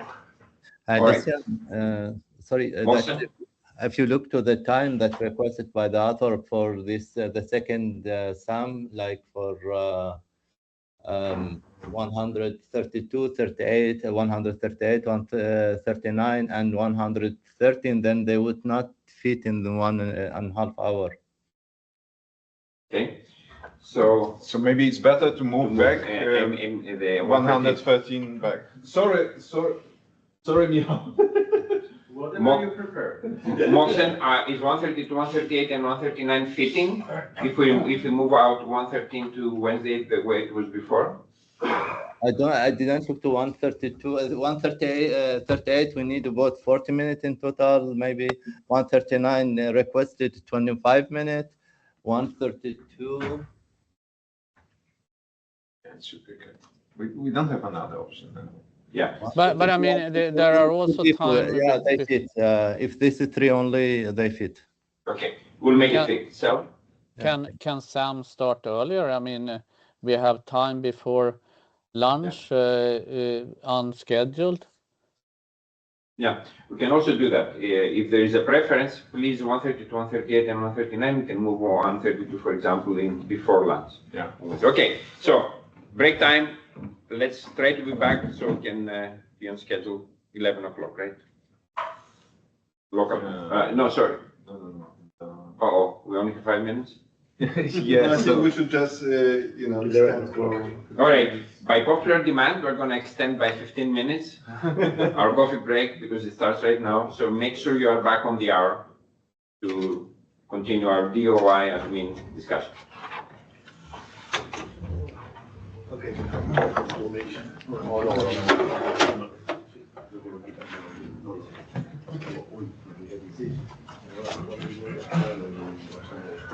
There's more time on Wednesday. The second morning session was only VQEG 119. You take one of the samples. Just the sheets for them. Yeah. You want to have cut it over? Yeah. Then my 2 talks with the following sessions, maybe one session. Then we can move on. We can move 132 to the morning. Yeah, that would be good. And he only was more, let's say, I don't know about I was ordering for the evening. Sorry, I didn't. Yes, say hi, hello. Good to see you. How is Aachen now? Very nice. You need to tell me. Hi, Alex.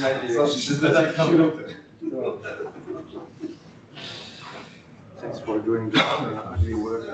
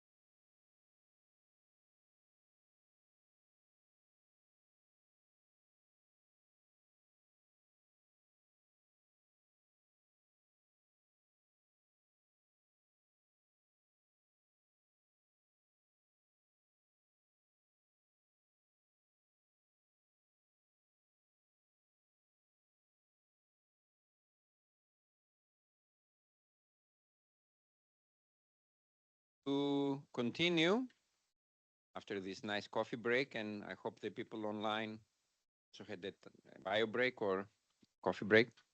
So on the agenda now is more, let me say, the administrative part, and we may fill up the agenda. I mean, the discussion today, we may actually exceed depending how lively it will go. So we have space to continue and time the following days. So the first part is the DOI developments and achievements. If we can get it on our screen. I just prepared, put together like 4 pages. Is it visible to the? Not yet. But maybe before that, for the schedule, are we going to make a decision on Friday already now, or since we now have scheduled all the presentation?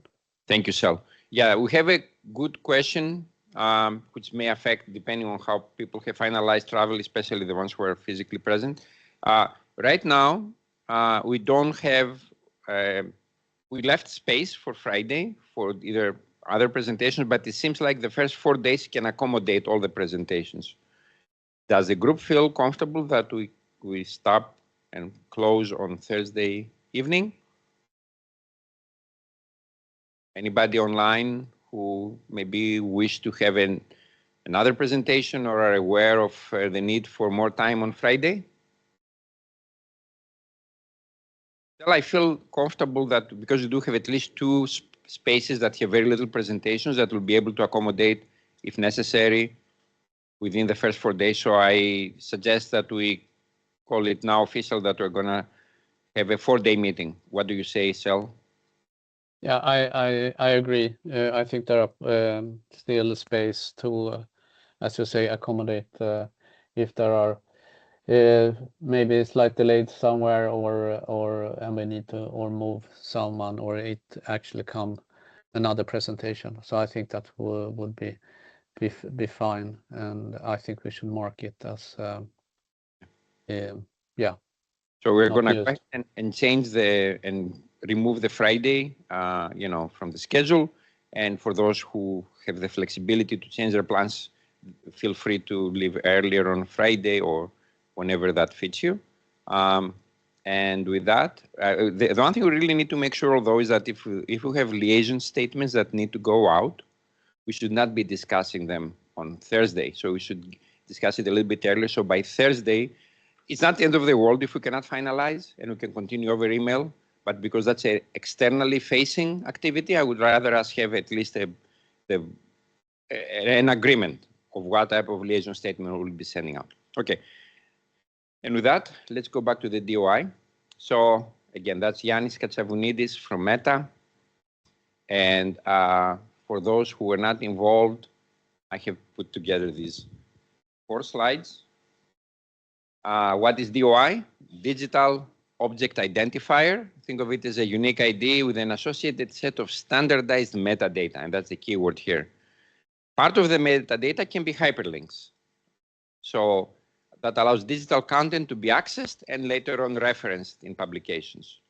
So it's critical for persistence of academic and research work. Otherwise, hyperlinks to, say, a website come and go. A DOI persists. The whole structure is governed by a standard by ISO. And even though the DOI itself remains fixed, the identifier immutable, but its actual location may change. And therefore, you have the flexibility of eventually moving it if for some reason your website changes and you have a different host to go to a different IP address. Now, the DOI can be input now to a resolver that will essentially, the official website, doi.org, can resolve it for you and show you the full wealth of metadata and therefore everything. Now, how do you obtain a DOI? We found through a few iterations here that you really need to become a member of registration organizations. I'm not going to list here the list of all the organizations. There are about 10 of them. Where are we today? Happy to announce that VQEG is a member of the Crossref Registration Authority. as of March 31st, 2026, a very convenient date, as I say, because we avoided paying for the first quarter. We paid 3 quarters. It's like a magical date. So that's our official name, VQEG, Video Quality Experts Group. It couldn't be anything else, right? And then that's our DOI prefix and the role, because they can assign roles within a certain member, VQEG. Now, these are the people that are currently ad hoc volunteers, have been provided to Crossref to support the different functions. I'm the primary contact and billing contact. Then there is Cell as a voting contact, because it's, again, a member organization, Crossref, and there are resolutions and voting that happens. Margaret is the technical and metadata quality contact. Pablo is the resolution contact. Naim, the technical extra contact, and Cosmin, the billing extra contact. Now, I would like to make sure that this is a personal commitment I took. It's not a meta commitment towards the group here. There is some cost associated with it that has been covered for this year, and I have every intention to continue covering it, so the group does not need to worry about the ongoing cost behind being a member of Crossref. And I want to publicly thank all these people and many more who contributed so that we are here today. There were quite a lot of work that I'll try to outline later. Now, what have we achieved? We have a GitHub repo that allows generating DOI metadata. I hope I'm putting it correctly, thanks to Pablo, who put it together. It's hosted again on GitHub. And we have obtained a DOI for the first VQEG-owned content, the 5G KPI white paper. And this is the GitHub landing page, and it points to that exact document, which means the road is open to publish even more work from VQEG. And the call to action that I would like to bring is to, first of all, we have a lot of material, right? If I go to the website and start reviewing, it's so nice. Some of them are the older presentations, like, for example, the presentations we do today, or the presentations we did last meeting. And it is totally up to the owners of these presentations. If they feel that they would like that to persist and have accessibility outside and directly and be cited, here's your opportunity. We have the e-letter that was mentioned, and Naim can join the discussion here, that we have already published. And now that's a good way to have a permanent DOI. And I would like this one example to be how we should move forward. So at least my proposal as a co-chair is for the individual project co-chairs to have milestones where certain deliverable, call them whatever you want, right? A report, a data set, or anything else that you would like to persist and be cited by others. It's now free. I mean, free in the sense we already have that, right? It's not free because someone behind the scenes, for example, Pablo, and that's where I have the other call, we want more volunteers, right? We want to have other people that would be able to operate and maybe have an ad hoc discussion. I'm going to call Pablo to talk to us exactly how he did it, to the mechanics to understand. But the way I understand it, it's relatively straightforward. We have technical support coming from Crossref, right? That money we pay every year is not just for the ability to issue DOIs, but also if we have any technical problems, they support us. So that's really, these are the few slides I prepared. I'm opening the floor for any questions you may have, comments, but I would like to also to those online by really thanking, because this has been a blocker. In this specific case, it was for the 5G KPI. There are other ways to obtain DOIs, right? You all know Archive, for example, but there are some, allow me to use the word hesitations from certain organizations to have their content be hosted or cited or go through Archive. This time, we are controlling our own future, right? So I think it's the cleanest way for us as an organization, and this will be part of the discussion that will follow the DOI about how we move forward as an organization. Any questions or comments for me? Narciso. Yeah, let's have the second mic float around.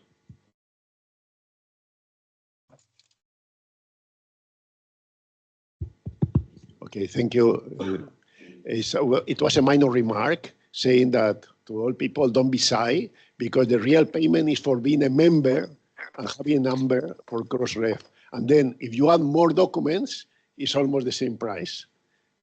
So is the same price roughly for 1, for 10? Yeah, it's pretty much, I think, a few cents or something like that for additional. And so that, you know, the moment we as an organization remain what we are, right? Non-for-profit, nobody makes money here, right? Or we spend. Technically speaking, the moment we don't spend money on marketing, if we decide to hire a marketing consultant that will market VQEG, we go to a different tier. But the way we are right now, I would say it's very affordable, and therefore it's nothing I can say important. Any other comment or discussion before Pablo walks us through? Yes, Yanis, I have a hand.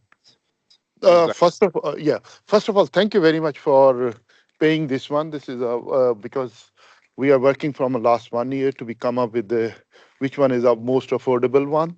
So thank you. But anyway, at the end, it is someone has to pay, and then actually you make an initiative to pay that one. Thank you for this one.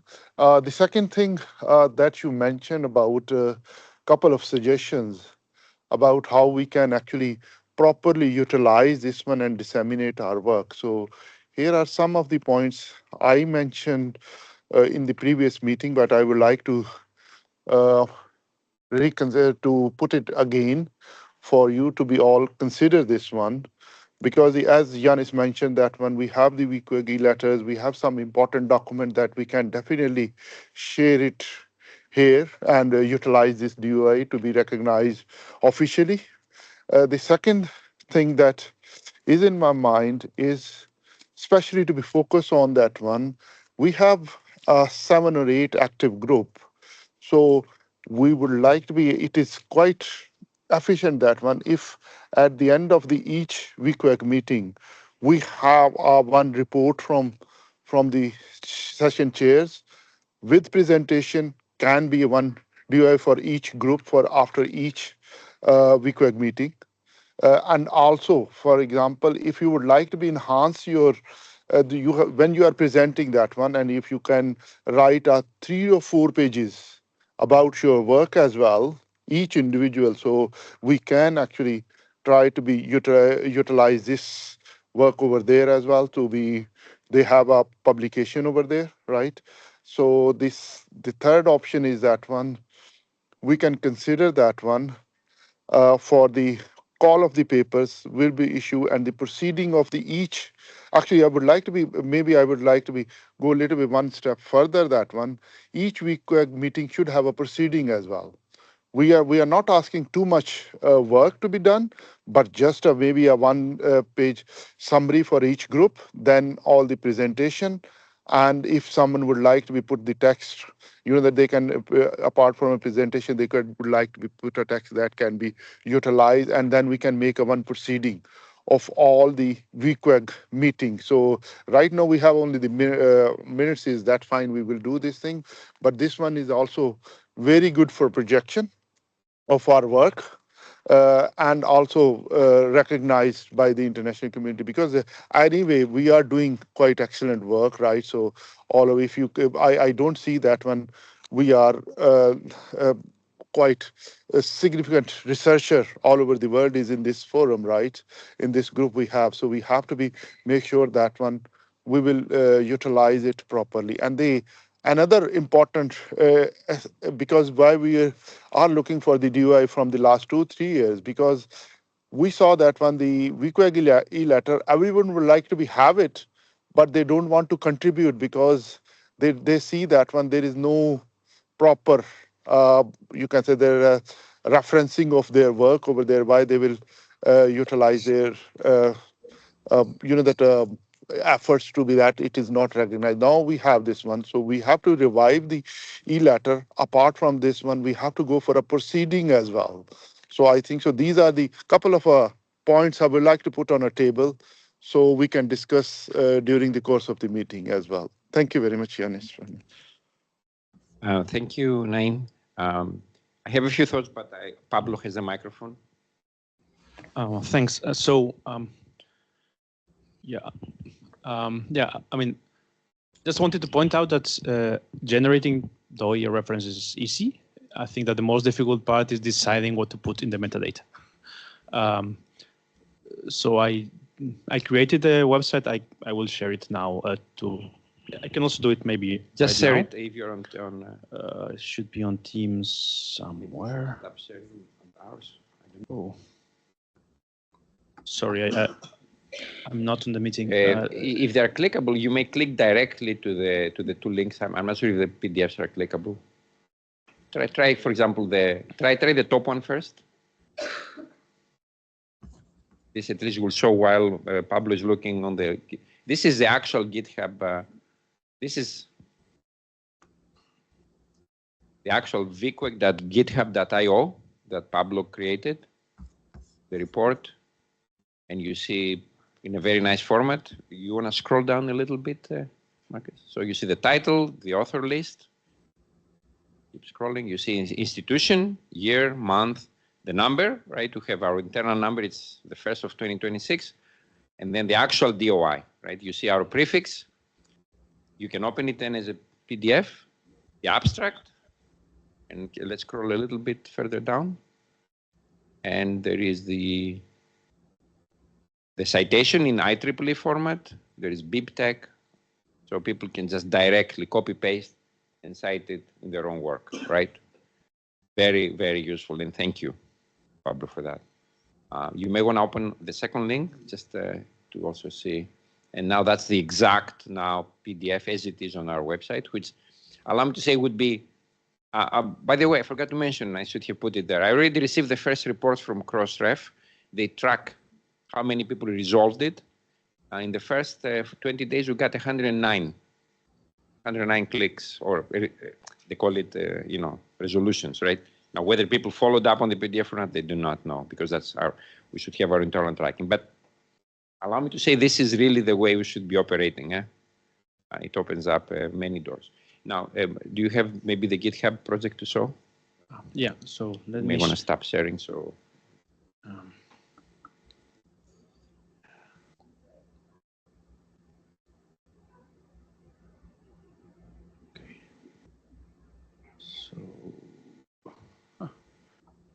Let me find here.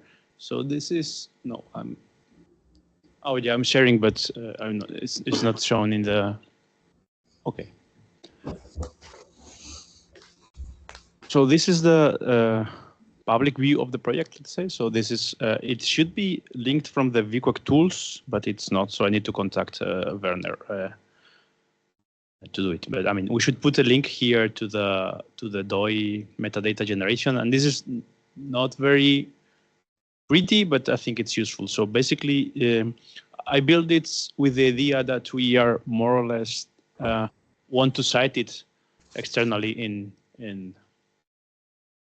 technical publications. So basically, everything is about BibTeX structure and categories, right? So everything is thought from BibTeX the other way around. So basically, you need to check the type of things, and you start filling everything here, or you can even import a BibTeX entry if you already have one and you want to populate. So you can, you put a key here, and you have all the topics that you need to have, like the title and whatever, and it will be dynamically generating the. So you will see here the page how it looks like on the preview, and then this will generate the code, and you will also see.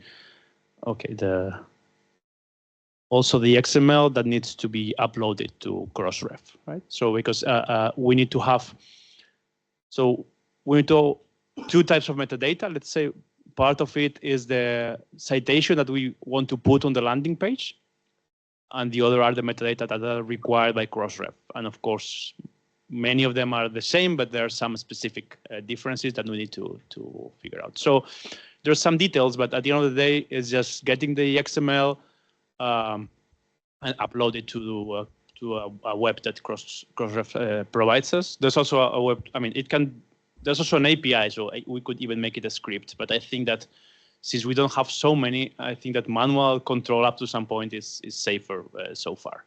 And if I may interrupt you, so Pablo has his own credentials, right? So once the XML is ready, straightforward, right? You log in, upload, the credentials work is already linked to VQEG, so all the backend work is set up. So when I call for volunteers, we need more people, right? So my hope is that the next person that would like to have their project, any kind of document that we as a group endorse, right? And we'll talk about policies, what types of documents we should be putting as part of VQEG. But once we say, hey, that's document B, the person who is the main driver behind that would maybe sit down and say, hey, Pablo, how do you do that? Okay, 1, 2, 3, 4, 5 steps. Then contact me. We talk to Crossref. You get your own credentials and you do it by yourself. It's a like do-it-yourself kind of. So you don't have anybody who does it for the whole group. I'm sure, Pablo, you can do another couple of times, but imagine if we have through the production that we talked about, right? Maybe, I don't know, 10, 20 such documents every meeting. We should make sure that either the project chairs, right, or each and every individual. We are a volunteer-based organization, and therefore I think now have the mechanics to do it by ourselves. Yeah. So let's scale step by step, because I mean it's easy, but there are a couple of small things like where to put the website, the web page, and things like that, which are a bit manual, so not very difficult, but not totally documented yet. I should write small manual on how Sorry to to do interrupt. that. I see 2 hands raised, and I want to be cognizant. Maybe the people are waiting. People who have raised their hands, would you like to ask a question or a comment before, while we are moving on? One was an old. You was before me. Okay. So I have a question. If it's about sharing the content, it's often this presentation that we have here. It is usually is published in peer-reviewed journal or conference, or it will be published in such a conference or journals. How about this, the ownership of because, for example, if it is published in IEEE, then if we publish a report here, it's how it's allowed, or how this policy with the IEEE or Springer or other conferences, I don't know. Yeah, I mean, we are going into the meat of the discussion, but I'll take a quick stab on it the way I see it. I think most researchers, at least I did it, both when I was in academia and now, typically have an archive, right, where they deposit while they, for example, send it for publication. And as far as I know, there is no conflict. As long as it's not the exact same document that IEEE publishes, that one you cannot put it because there is a copyright. But because you are the author, right, you have the ability to take the exact same content. Of course, formatting will be slightly different, and have an archive version of it. And I've seen a whole lot of people. So my simple request would be, why archive and not VQEG Crossref, right? It's the same thing. If you're planning to do an archive anyways, just think of putting it under the VQEG because it is, but again, we'll talk about how we're gonna, because at some point it's the organization that somehow hosts it, of course, led by an individual. So that would be my short answer. Instead of going to archive before you send it, or in parallel where you send it to one of these major publishers, consider our DOI. And I see at least Femi who raised his hand. I see Dietmar, and of course, Pablo was in the process of explaining the process. Shall we take a short pause, walk through the process, so everybody is familiar exactly with the steps, and then we'll come back to the discussion. Is that okay, Moxen? Yeah. Yeah. Let me finish. It's very short. So so this is how the DOI webs. I mean, this is the repository that serves our DOI backend. Let's say. So this is the same place that we have this web page that I showed you about the generation, and this is also where we store the individual pages of each of the. So these are the landing pages that need to be.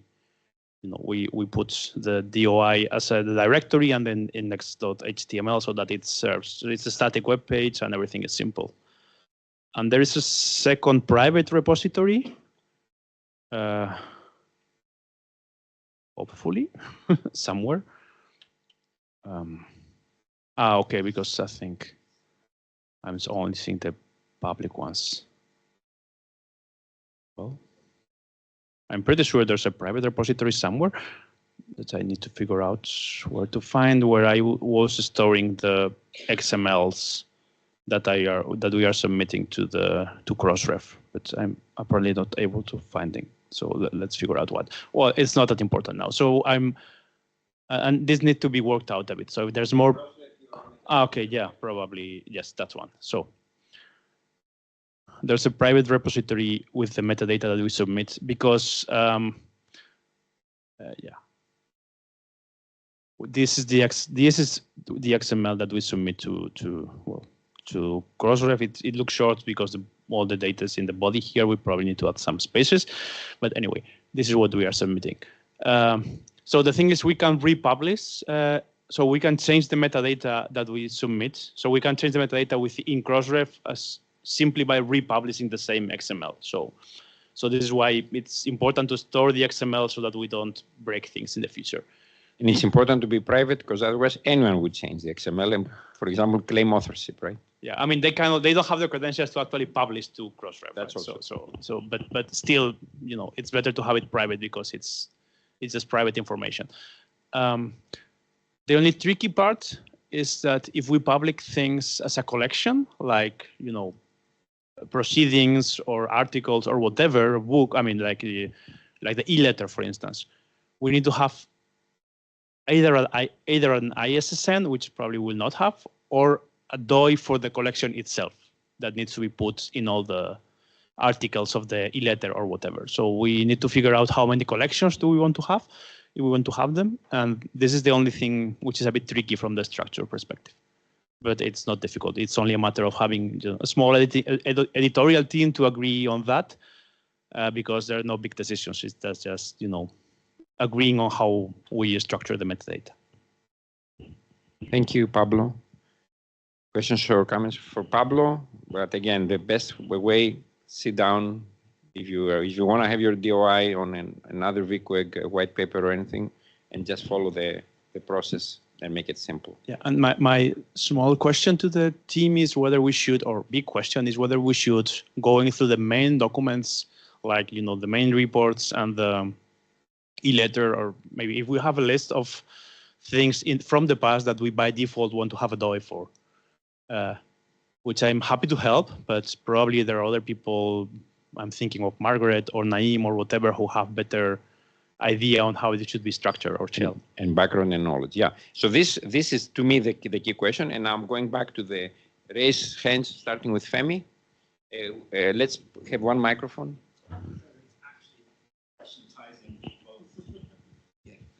Thanks. So my question, or rather comment, is, Yanis, you talked about depositing sort of publications before they're being published. One thing I think Naeem can probably speak to this more than me is, like for British universities, pretty much your research has to be open access.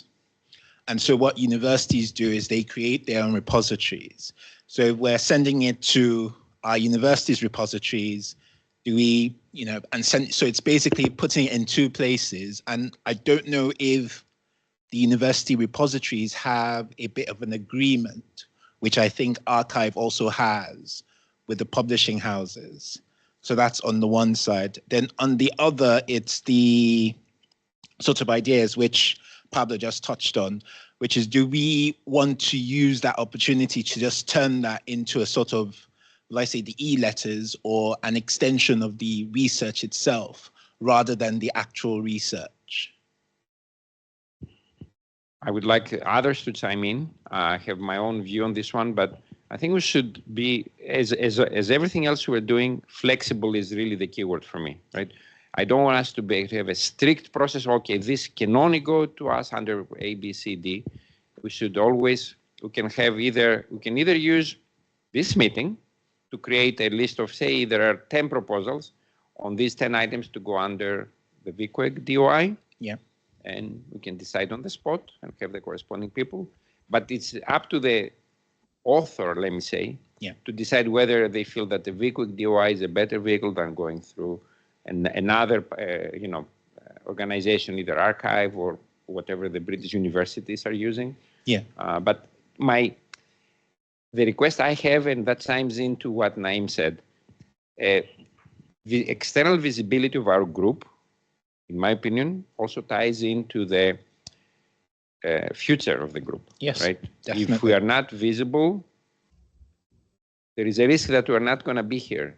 I don't know, 10, whatever, 15, maybe 5. Things are accelerating this time around. So I would say it should become a priority. Just like, and thank you to you, Femi, of having at least the videos, accessible so people who cannot be here can access it a week from now or whenever we're going to publish them.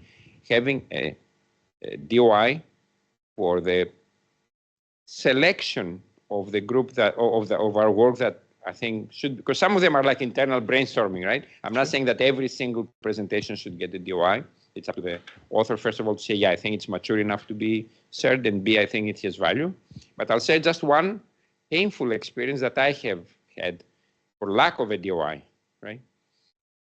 The VMAF tech blog, which a few months ago had approximately 2,000 citations, has disappeared from Google Scholar. Why? It has no DOI.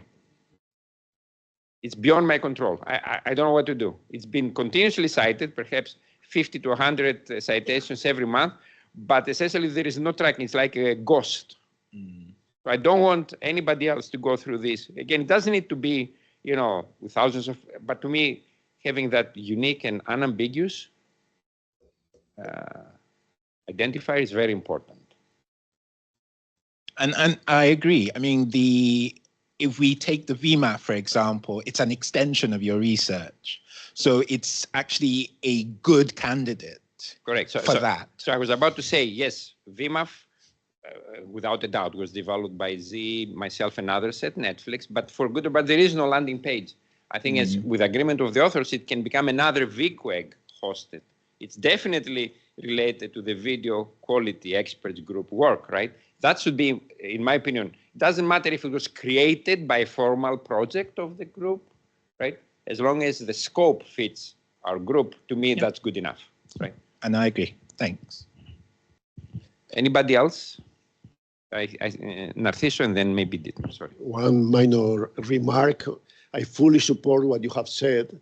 And just I like to remind everyone the main reason for publishing in archive. Well, there are two main reasons. One is visibility, and the second one is to be sure against unfaithful reviewers. Clearly, because you said I place my flag before everyone here. And the ability to publish in archive or in any other repository depends on the agreement with the publishing company. And archive has no rule of exclusivity. That means something that you can have published in archive, you can publish in another repository. So even for people who wish to maintain their visibility in archive, they can also publish under the VQEG flag.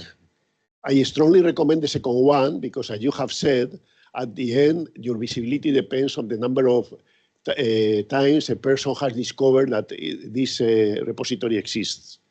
But the main reason for exclusivity doesn't affect archive, doesn't affect VQEG, and as you have said, you can, with almost all editorials I know, editing companies, you can publish the previous to the last version, that is without the final formatting, you can publish that without any problem. Yeah. And we know that very well in Spain, because in Spain, if you are in the academia, you are forced to publish publicly in with an open access all your research. And there are still journals who are not open. So we can publish without any problem the previous to the last version of any paper. Thank you. That's also my understanding. Dietmar? Oh, sorry. There is somebody online? It's fine. Dietmar can first comment and then.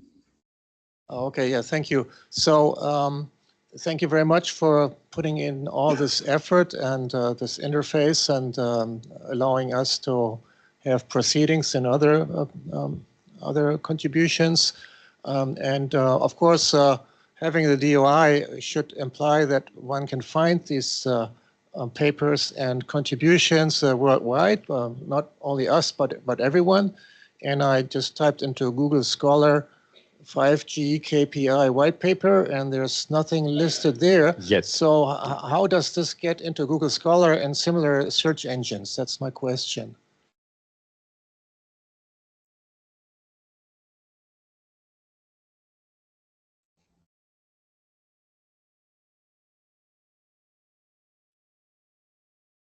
Put it in their search. So it's a matter of including it with time. Because as far as I know, Crossref is open, and actually it is one of the engines that is, the engines frequently, because that's where more and more content is generated, like Archive. But since I'm not an expert in search, we can take an action item and understand if there is any additional step we can take to make sure there is higher visibility. But I'm afraid that will involve marketing activities, like buying AdWords and everything to be able to be listed. Femi, sorry, there was Mohsen online. Thank you for the information. About the journal paper, I agree with the comment that we can publish the earlier version or any version except the final one in Archive or in VQEG. But for the conferences, most of the conferences are double blind, and we can do that only after the publication or acceptance of the paper in that conference. So this would, if we going to publish anything about the presentation, I mean, citable like this kind of thing for the conference, for the contribution that submitted to double blind conference or going to be submitted to double blind conference, that would likely the conference would not allow it because there is content that identify you exists available and citable.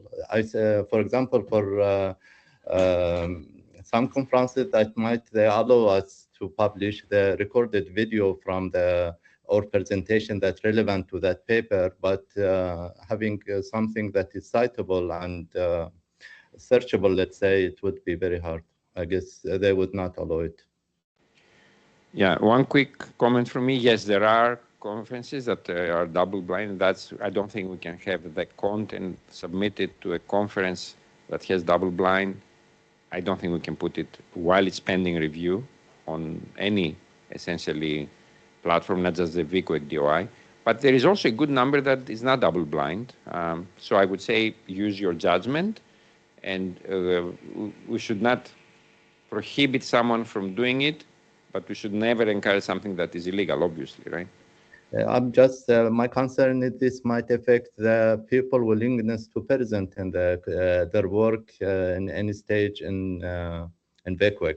That might people then wait until the publication done and so on, and then they will present here. Yeah. But for example, often like presentation, it's for me in this meeting is relevant to a journal paper, but the journal paper I'm still writing, but I'm going to present to get feedback, early feedback from you to be able to have the publication even, I mean, improve the publication. So this kind of thing, it would be hard for conferences if we're going to publish the content. Yeah. So first of all, Femi, just a minute to go. Remember, you as the main author, you decide. I want this to get the DOI from VQEG. I do not want this to get it. It will never be an automatic process as far as I'm concerned, number one.